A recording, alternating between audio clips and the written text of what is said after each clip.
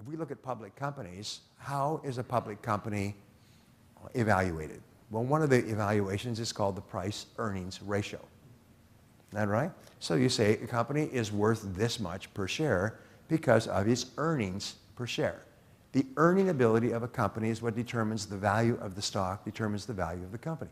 When Apple is sailing, it becomes the most valuable company in the world. When Samsung comes out and cuts into their sales and Apple's sales level off, its earning ability levels off and the stock begins to decline.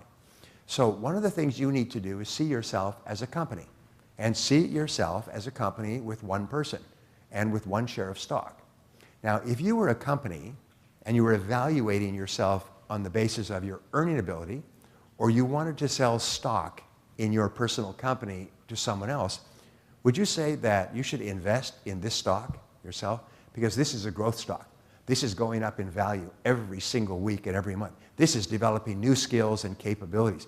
If it's earning this much, if my company, me, is earning this much this year, next year it will be earning 50% more. Because the critical factor that determines the growth of stock prices is anticipated increases in earning ability. Isn't that right? So see yourself as a company and ask yourself, am I a growth stock? Would I sell myself to old people and children? Would I sell myself to a pension fund as being a really safe, solid investment that's going up in value all the time? Now, you don't go up in value accidentally. You go up in value deliberately in a competitive market. So how is it that companies increase their value?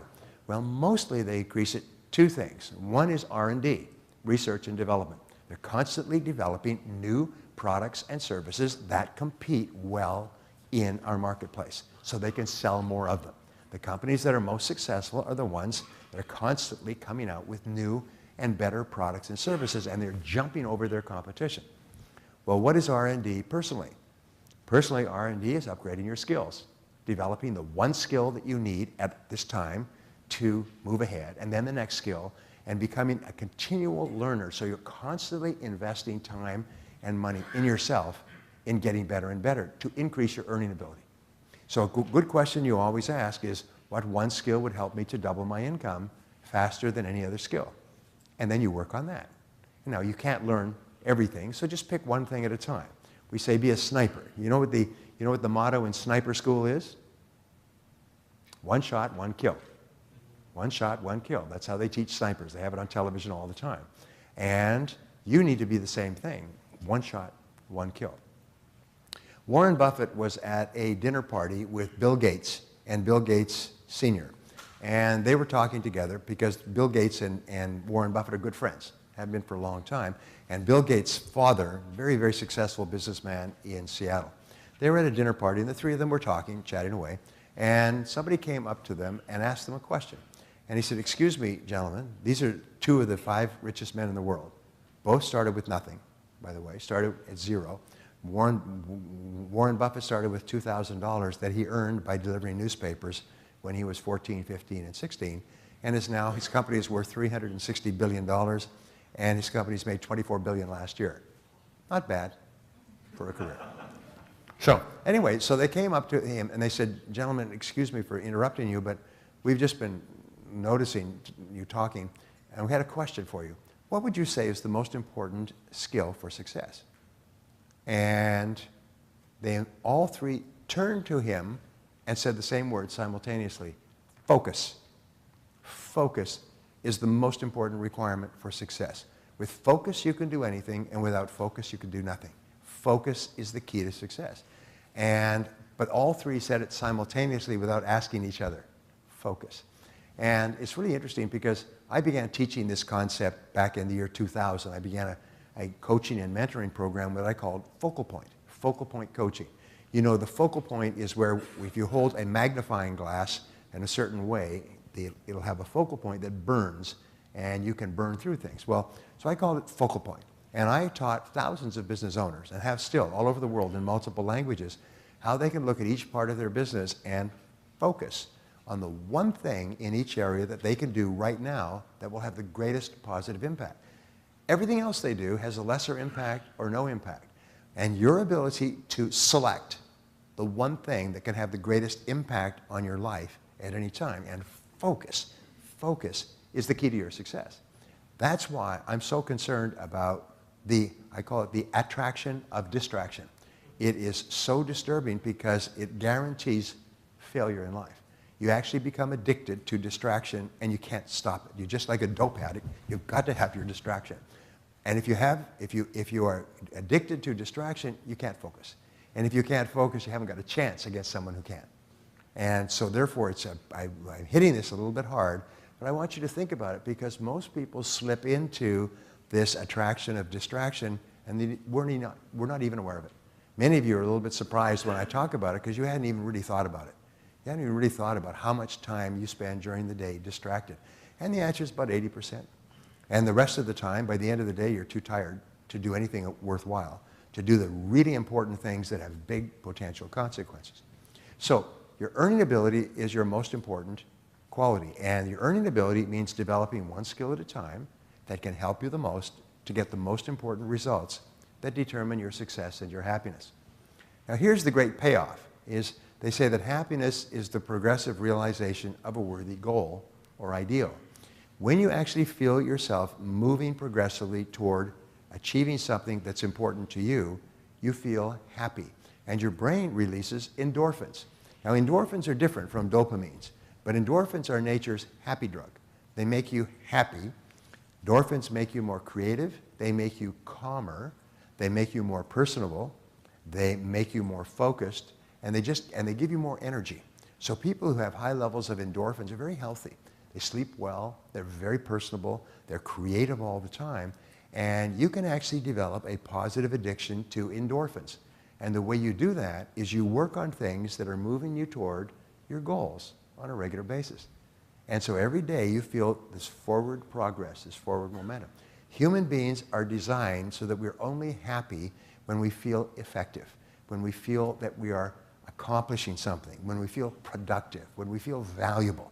There's one of the challenges we have with welfare in any country that has it, but especially in the US, is people can very quickly get addicted to welfare, but by becoming addicted to welfare and free money, they become angry, they develop feelings of inferiority, they become alcoholic, all the joy in life is gone when they're not doing something productive, when they're not contributing. The rule is that your self-esteem and self-confidence are largely determined by the degree to which you feel you are putting more in than you're getting back out. And it's a very simple concept, is you feel that you're actually contributing more than you're getting. If you're at a job and you feel that you're not contributing as much as they're paying you, you feel really angry. It seems to have a deep negative effect on your personality. But when you feel that you're doing a great job, that you're really making a difference or a contribution, you feel wonderful about yourself. And the only way that you can achieve that is by having clear goals and then focus. Well, so I began to study management when I got into business many years ago, and I've read 6,000 books. I've studied an average of 3 hours a day for 50 years. I hate to say it, 50 years, but about 150,000 hours. I've read every conceivable book I possibly could and articles, and I'm still reading and learning great stuff. Some of the best thinkers in the world are writing today in books and articles and talking about breakthroughs, some of the things we just talked about now, thinking skills, thinking fast and slow, short and long-term thinking, and so on. Well, over the years, I've accumulated what I call the Big Seven, and these are the 7 roles and goals or most important responsibilities of leaders. And they're the most important things in business. And so I want to just share the 7 with you. And I was asked to give you a 1,000% formula, how to increase your income by 10 times. And I'll give you that as well. Plus, finally, the one quality that is most important for success, which was just repeated in a study of 500 of the fastest growing companies in the world. And they analyzed the personality profiles of the heads of these companies. One of the companies grew 42,000% in the last 3 years. And it's a company that produces tablets for children to help them keep on track with their homework. And parents are buying them with both hands. And they grew 42,000% in 3 years. Is that a good growth rate? Average company grew 5, 6, 7, 800% in 3 years. So the ones down in the lower levels of this survey. But the top companies were growing thousands and 10,000 and 20,000% in a 3-year period. Unbelievable. Anyway, what they found the quality that was most responsible for the success of the CEOs and top people in each of these businesses, and I'll give it to you in a second. Don't let me forget. That'll keep you in your seats. So what I found was that there were 7 critical responsibilities of leaders in businesses of any size. And these are like ingredients in a recipe for a fine dish. If you're missing any one of the ingredients, the dish can fail. As a matter of fact, if you miss any one of the ingredients, the business can fail, or at least can achieve at a far lower level than it's truly capable of. So let's begin. Number 1 is to set and achieve business goals. This is the most important thing that you do as a leader in your business and in your life, is to set and achieve business goals. Everything is your ability to achieve goals. And so we have to start off with my favorite word is clarity. What exactly are the business goals that you want to achieve, and how do you measure them, and what is your deadline for achieving them? And it is amazing how many business people and entrepreneurs avoid this question because they're afraid that they may not achieve the goal to the degree to which they can measure it and on that deadline. So they don't even want to set the goal at all. The major reason I found when I began studying human success 35 years ago, the major reason people don't set goals is that they're afraid they may fail. And they don't like the feeling of failure, so they don't set them at all. And so instead of setting very clear goals and making plans to achieve them, they just work every day. And they sort of hope that everything will be fine. They just hope it'll be fine. But successful people set and achieve goals, and they know what their goals are, and every person in the business knows what their specific goals are, which contribute to achieving the goals of the company. And the number 1 word is clarity. Be absolutely clear about your goals, your sales goals, your income goals, your profitability goals, your profit margin goals, your growth goals, your customer acquisition goals. Is be very clear about your goals, and then make plans to achieve them, and a plan is merely a list of activities organized by sequence. What do you do first? What do you do second? What do you do third? And then set deadlines. When am I going to achieve this goal? Now, don't worry about missing the deadline or failing at achieving the goal. Failure is far more common in business than success. But every single time you set a goal and a schedule and a plan and you fail at it, you learn something valuable that helps you to be more successful next time. In my earlier years, I had some military experience. Just leave it at that. And one of the things I learned was how to shoot a mortar. And I've always used this as an analogy. And we learned about mortars, both how to shoot them and what to do if somebody was shooting mortars at you. And here's what we found, is that a mortar man, a really good mortar man, is almost like a sniper. They're very, very accurate. What they would do is they would see a cluster of enemy troops or a target, and it would be, let's say, 1,000 yards away. And a mortar tube, as you know, is at an angle. And you drop the mortar shell down, and as it hits the bottom, it's shot off. And so it goes up and comes down. And the angle of the tube determines where the mortar shell goes up or down, the distance it flies, and so on. So anyway, so what they would do is they would estimate that the target is about 1,000 yards away, or say 1,000 meters. And so they would adjust the gauge, there's a gauge on the side, to 1,200 meters. And then they would shoot, boom. And they watch to see where the shell came down. And then they would adjust the mortar shell back to 900 meters. And they'd fire again, boom. And adjust to see to where it came down. And then they would use those 2 points and adjust the mortar and fire again. And they could drop a mortar down a chimney of a house. They could drop a mortar on a foxhole. The third shot, the third mortar, would be as accurate, on pinpoint accuracy, like a sniper. So what we were taught is that if somebody shoots at you with a mortar and it goes over your head, you think, boy, that guy's a real dummy. No, start moving. Start moving. Because the second one's going to come in front of you, and the third one will be on your head. So you would literally, when the first one came in, which was off target, you would start moving and move fast, because they could go boom, boom, boom, and within like 18 to 20 seconds, they could pinpoint you and drop the mortar on your head. Well, what does this mean in business? In business, it means what we do is we set a clear target, and we set a goal and a schedule, and then we shoot. And what happens is we overshoot, undershoot, we make mistakes. And then what do? You adjust. That's all, you just adjust. And you keep adjusting until finally you get to the point where it works. And so don't worry about making mistakes. There's nothing wrong with it because everybody does it. The main thing is to learn from the mistake and adjust. Take in information and adjust until you're much more accurate. Big companies have used measures, and very, very tight measures, and they measure everything and constantly adjust the measures until they are producing products of superb quality 100% of the time, and they're selling millions of their product.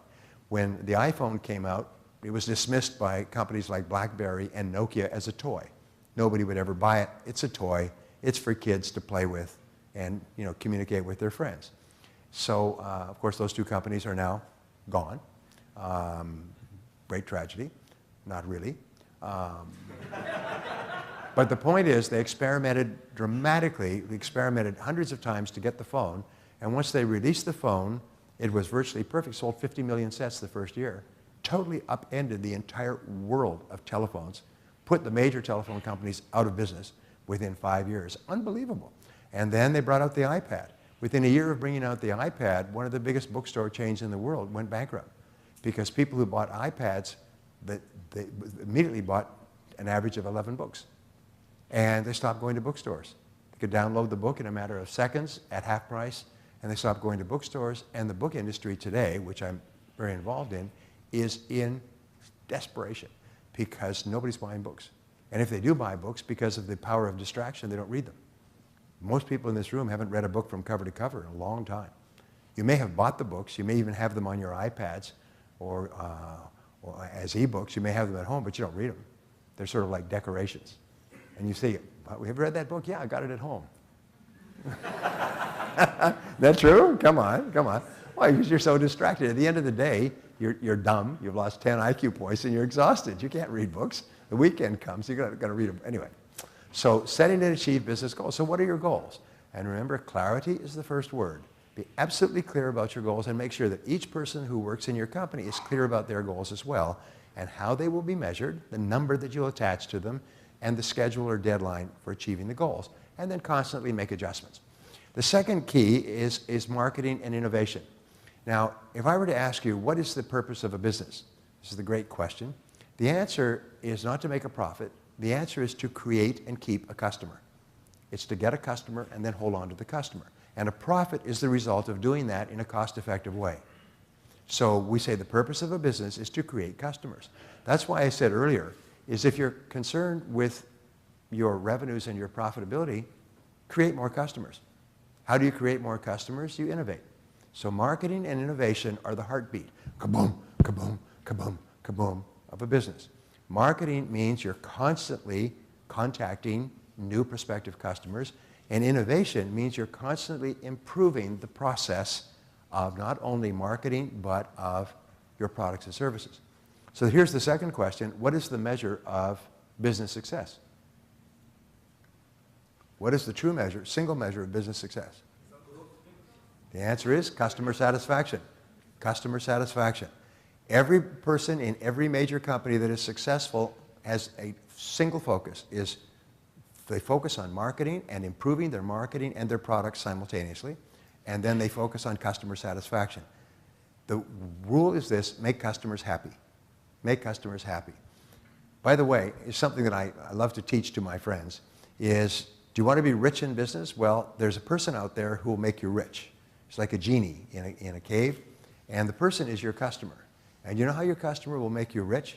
Is you go to your customer and say, what can we do to make you happier than our competitors? What can we do to make you happier next time? And your customers will tell you, you'll do more of this or less of that, or if you'll start this or stop that, I'd be happier. And then you say, okay, we'll do that. And your customer will be happier, and they'll buy from you, they'll be more satisfied, and they'll be much happier. And they'll become loyal customers.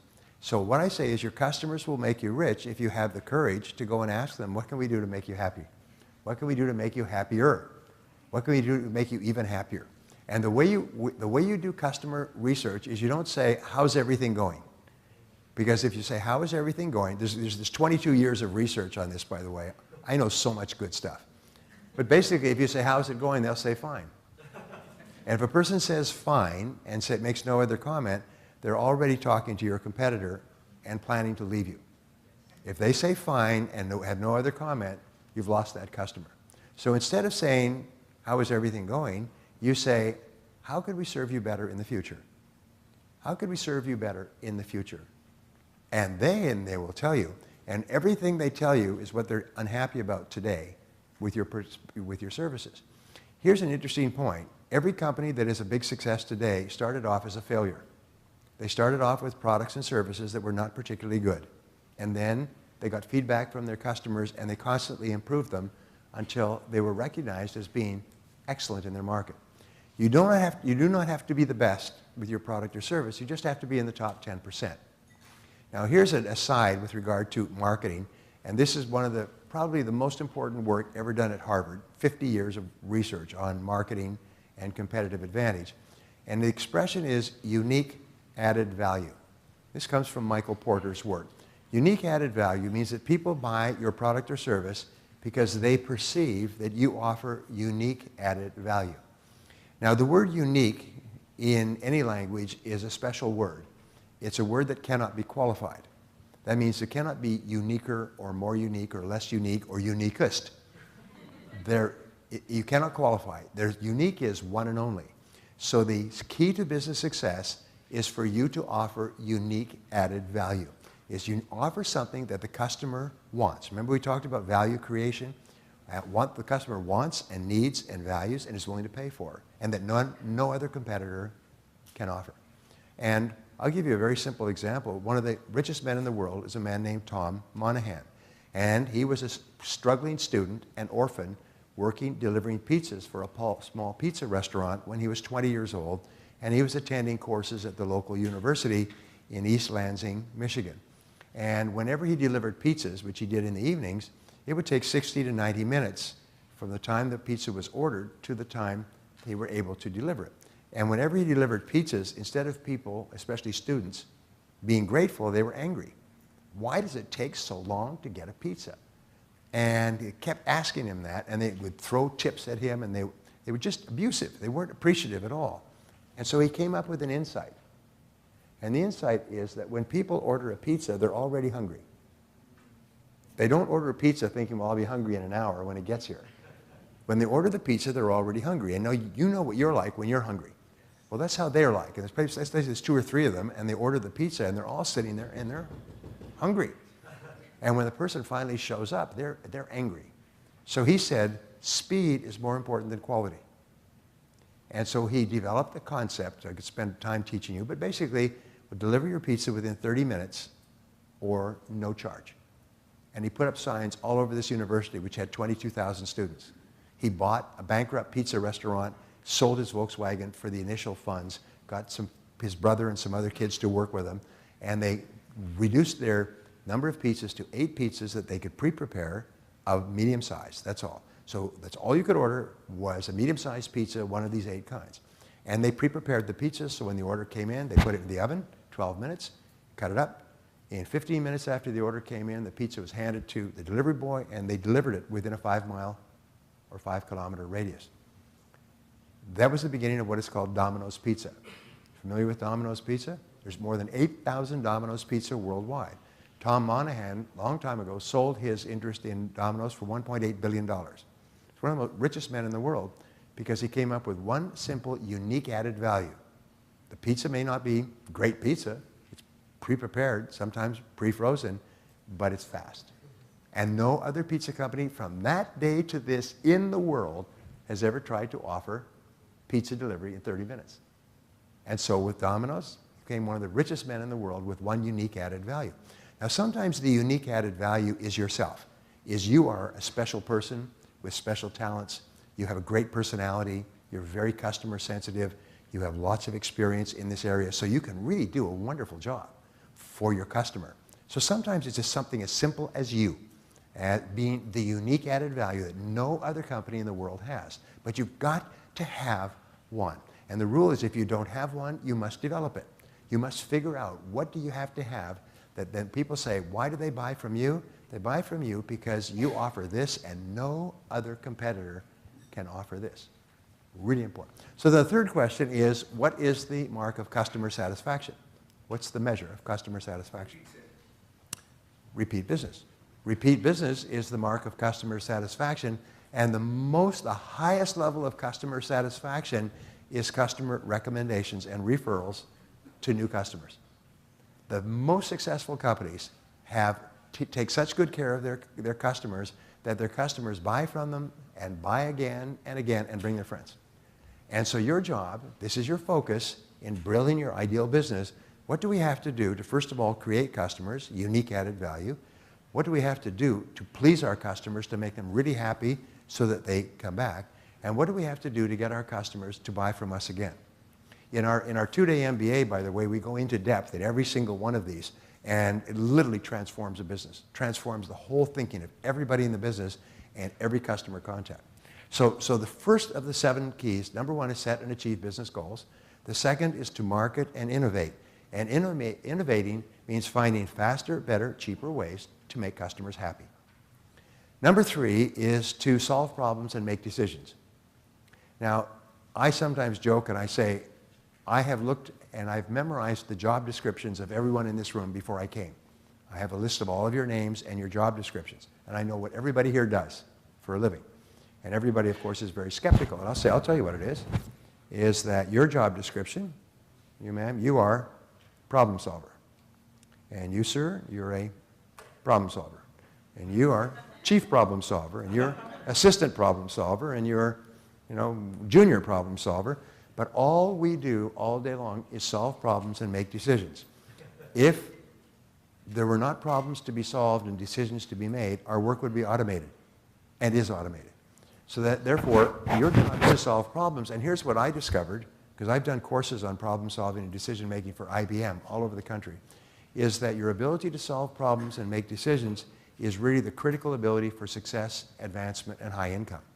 When you look at people who start off in their first job with no earning ability with a large company, and 20 years later they're the president of that company, first of all, they climbed up the ladder of success, but they developed the ability to solve problems at their level. And what Henry Kissinger said was the only thing you get for solving problems is bigger problems to solve. But bigger problems come with more responsibility, more authority. If a factory is losing money, they send you out there to save the factory, save the jobs of 5,000 people, and you go in and you say, what are the problems that we're having in this factory that's keeping down our productivity or affecting our quality and so on? And they send out the best problem solvers. All my life I've met people who have started at the bottom and who are now top executives in major international corporations, and they say the reason they got here was because they developed an ability to solve the problems at their level. So I could talk about this all day, and I do. I'll just give you one thought, and this is so simple, it's embarrassing, is how do you become a great problem solver? And the answer is you focus on the solution rather than the problem. You think intensely about solutions all the time. Now, what is it that average people, the bottom 80% of people, think about when a problem arises? The answer is who did it and who's to blame. They are focused on the past and the problem. What's the problem and who's to blame? What is it that top people do? They say you cannot change a past event. This problem has occurred, so now it is a reality. So the only question now is what do we do about it? How do we solve it? What is our next action? And so when you constantly think in terms of solutions, you become more and more valuable. And the more you think in terms of solutions to any problem in your life, the more you come up with solutions, the more creative you become. You become smarter and brighter. And when you are solving problems and discussing different choices and alternatives, you become more positive, you become more powerful, you become more influential, and eventually people say, you've got a problem, take it to him, take it to her, because they're really good at solving problems. And your mind is in problem-solving mode all the time. It's like it's clicked on and running all the time. And so you start throwing problems in the top of your hopper, and the solutions are coming out all the time. Because you think about solutions, not blame. When you think about blame, it shuts down your brain. When you think about blame, who's to blame for the problem, it shuts down your creativity. It makes you negative, it makes you angry, and it makes you a negative influence on others. But when you think about solutions, you become the most important person in the room. So think about solutions. Now, here's a great exercise. Ask yourself, what is the biggest problem that I'm facing in my life today? Now, what is it that most people do is they can identify the problem. You all know what it is. Usually the biggest problem in your life comes with hair on top. But we all know what the biggest problem is. Sometimes it's a business problem and so on. So then the next question is, what's the solution? What are all the possible solutions? And here's what they found is the more solutions you can think of, I could do this, and I could do that, I could do this, I could do that, the more likely it is you'll come up with a great solution. And so just start thinking in terms of solutions. I have the problem, but what's the great challenge with most people is they're passive. They have the problem and they accept it. Oh, I've got this problem. It's like standing in the rain, not here, of course, but, or standing in the sun and complaining about the weather. And the fact is that, that proactive people like yourself, they say, this is a problem, it's an obstacle, it's causing me unhappiness or frustration, and by gum, I'm going to solve this problem. And they just start to think, well, how can we do it? And they ask other people, and they read, and they research. I remember a wonderful, wonderful story. This man took his little girl, 6, 7 years old, to the doctor, and she was sickly. And he and his wife took her to the doctor, and the doctor could not figure out what was wrong with her. He took her from doctor to doctor to doctor, and finally he took her to a doctor, and the doctor did a special set of tests and came up and said, I'm sorry to tell you, but she's got a fatal illness, a terminal illness. She's got this special disease that very, very few people have, 1 in a million, and there's no cure. And so she's going to die within 6 to 9 months. So you should make her as comfortable as possible. Well, these parents were really passionately concerned about their little girl. And so he went on the internet. This was just a few years ago, and he started doing research on this illness. He found that there were other people all over the world who had this illness, had it in their family, but as he found that there was a professor at the University of Western Australia, in Australia, who had researched this for 10, 15 years and found a diagnosis. And the professor's name was Lorenzo. And he'd come up with an oil that you could take or you could put on the skin that would actually eventually solve this illness. And so they made a movie with Nick Nolte called Lorenzo's Oil. You remember the movie? And it was all about this story about this father would not give up finding a solution. He looked all over the world, and he finally found someone who had found the cure and saved his daughter's life. The best doctors in the United States had told him to go home and make her comfortable because she's going to die and there's nothing you could do. But no damn way for this guy. He just went at it like a bulldog until he found a solution.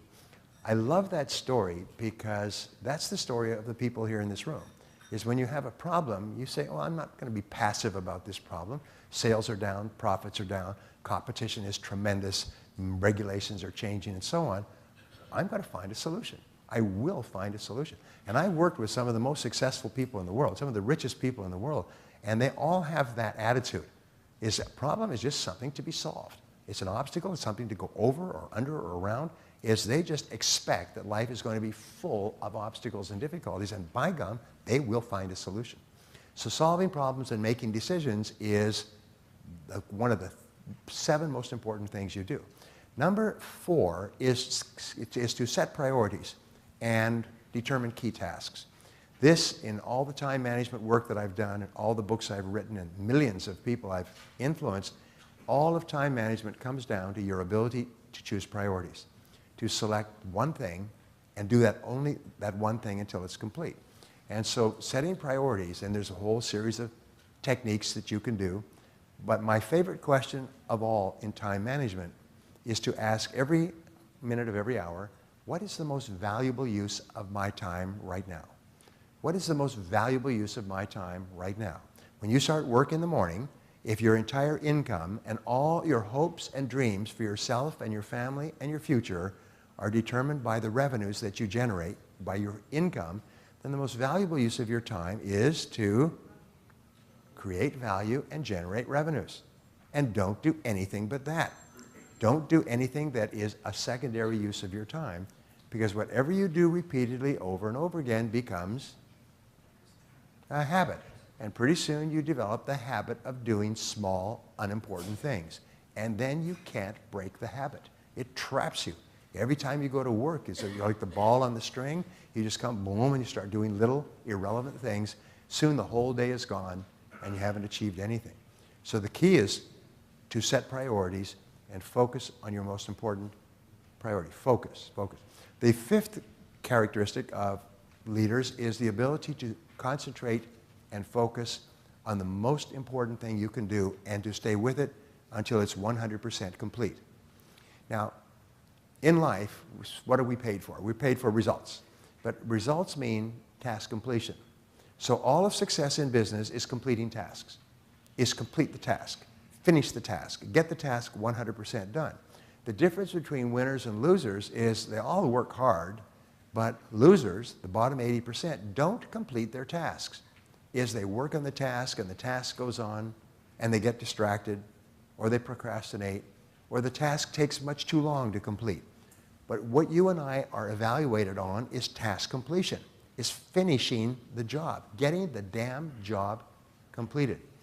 Now, when I was introduced, they said I've written 45 books. I'm happy to say that statistic's about a year old. I've written 65 books. Was that too quick for you? It's about 5 years old. I write 4 books a year. This year, I published 8 books. And most professional writers, and I don't consider myself to be a writer. You don't see that anywhere in my biography. You know, I've written books, but I don't say writer. I just write books because I have great ideas, practical ideas that I think people can use to be more effective. So I come up with the idea and I write it into a book. But because I've done so many thousands of hours of research, I can write almost every book starting with a clean sheet of paper. I can write a 300-page book without reference to notes on 65 different subjects. And they're loaded, as you know, with content. They're just loaded with great ideas, hundreds of great ideas on a particular subject. Anyway, people say, well, how can you write so many books? A professional writer writes 1 book every 2 or 3 years. And the answer is because I finish. I set it as a goal, I make a plan, I start work, and I finish the book. I complete the damn book. Do you know how many writers or would-be writers are out there who have books in their minds or books on paper and they never write the book? My good friend that I traveled with when I was 20 years old, we talked about writing books at that time, and he worked on his book until the age of 60. He worked for more than 35 years on his book, and he never completed it. He just kept working. Meanwhile, I was writing 4 books a year, boom, boom, boom, boom. And they've sold millions and millions of copies in almost every major language. Not because I'm any great genius, it's because I start and I finish. And the most incredible thing about task completion is that whenever you complete a task, it gives you a burst of endorphin. It makes you happy, it makes you feel powerful, it energizes you, it makes you feel strong. So what they have found is that any completed task is a source of self-esteem and self-confidence. It makes you feel like a winner. So if you have a series of tasks to do, and let's say you have 10 tasks, and this is the least important, and this is the most important, the bigger the task that you complete, the greater the feeling of personal power and self-esteem you have, the more you feel like a winner. And so if you can develop the habit of starting and completing tasks, you feel fabulous about yourself all the time. Your self-confidence goes through the roof because you know you can do anything that you put your mind to because you've proven it to yourself. It's not that you hope you can complete important tasks. You've done it, and you do it regularly. Nothing will move you ahead faster than developing a reputation for starting and completing important tasks. They interviewed several hundred CEOs of major corporations at a convention in New York a few years ago, and they asked them, what would most help a person in your company, a younger person, to move ahead rapidly, to get paid more and promoted faster in your company? 85% of them had the same answer: the ability to choose their most important task and then to get the task done quickly and well. And that has been corroborated by 1,000 surveys. Is the most valuable people in my company are people who set priorities and work on really important things with big potential consequences for my company, and then they do them quickly and well. Quickly and well. They do the job fast and they do it well and get it back to me. I learned this when I was a young person and it transformed my life. As from then on, I just literally was like a fanatic.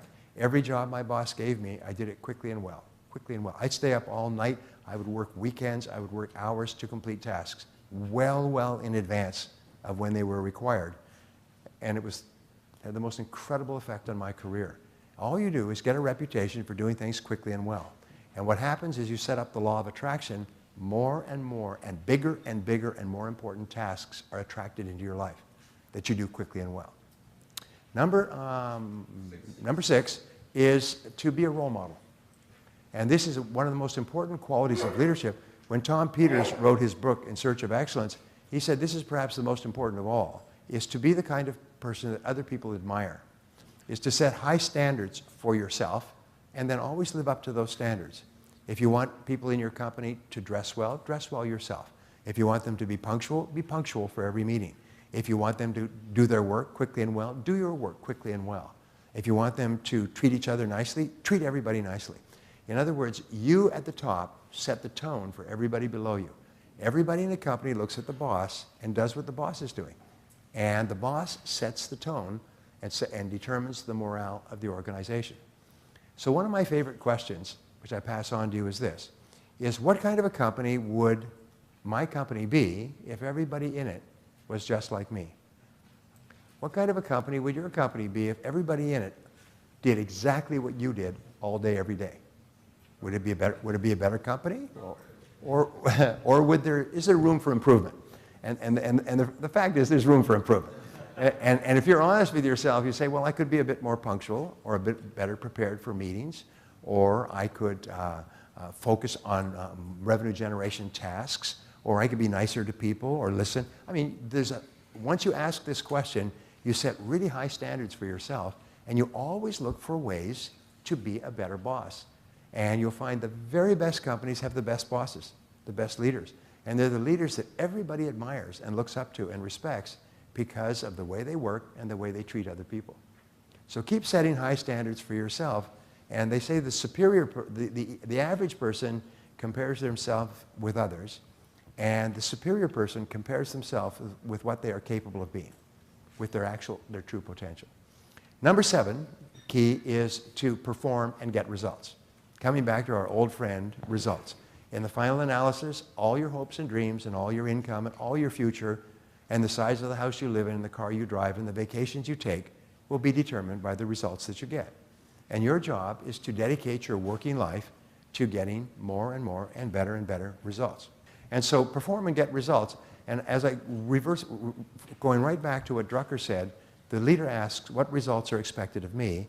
And of all those results, what are the most important results? And then what you do is you pick the most important result of all, and then you focus and concentrate on that one result. And you work day and night, and you work with total dedication to accomplish that one result until you make a habit of starting and completing and achieving your most important results.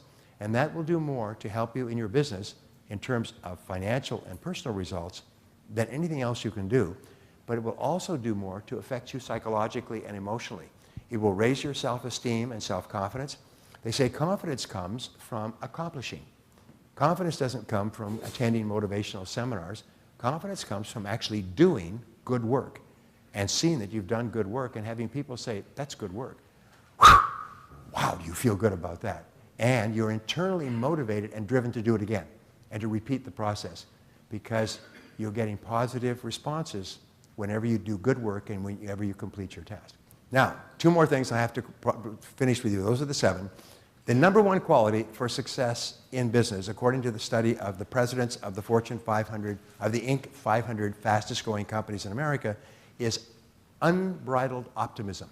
These people are so positive they should be arrested and held in padded cells. They are so positive about the future of their business that no matter what happens, they just overwhelm every difficulty. It never occurs to them that they will not be successful. They will just be successful in a different way. Now, how do you become an optimist? Well, optimism is like mental fitness. Just like if you want to be physically fit, you work out physically with your body. If you want to be mentally fit, you exercise your mind. So there's 4 things that you can do for the rest of your life to be a really positive person. Number 1 is to think and talk about your goals and how to achieve them. Is when you're thinking and talking about your most important goals, both business and personal, and you're thinking of the actions that you can take to achieve those goals, and you're actually taking those steps, your sense of optimism goes up dramatically. Number 2 is to look for the good in every situation. One of the facts is that you're going to have nothing but problems and difficulties and obstacles all your life. That goes with the nature of being in business. The only question is, how do you respond to them? And the answer is always look for something good. This, by the way, is a discovery made in interviewing thousands of the most successful people, is they make it a habit. Whenever something goes wrong, they say, well, that's good. And then find out something good about it. And there's always something good. No matter how bad the situation is, there's always something good that comes from it. The third way to become an optimist is to seek the valuable lesson in every setback or difficulty. This is the most important, perhaps, of all, is that you can focus on the problem and the loss, or you can focus on the lesson and what you can learn to be better next time. And whichever one you focus on determines whether you're positive or negative. If you are thinking about your goals, you're always positive. If you're looking for the good, you're always positive. If you're looking into your biggest problem today for the lessons you can learn from that problem, you'll always be positive. And the fourth key to optimism is to continue to learn and grow. Continue to learn new things that can help you to achieve your most important goals. And then, of course, take action. But you'll find that leaders are learners. They're constantly learning new things. And whenever you learn something new that can help you, it makes you happy. It makes you positive. It releases endorphins in your brain.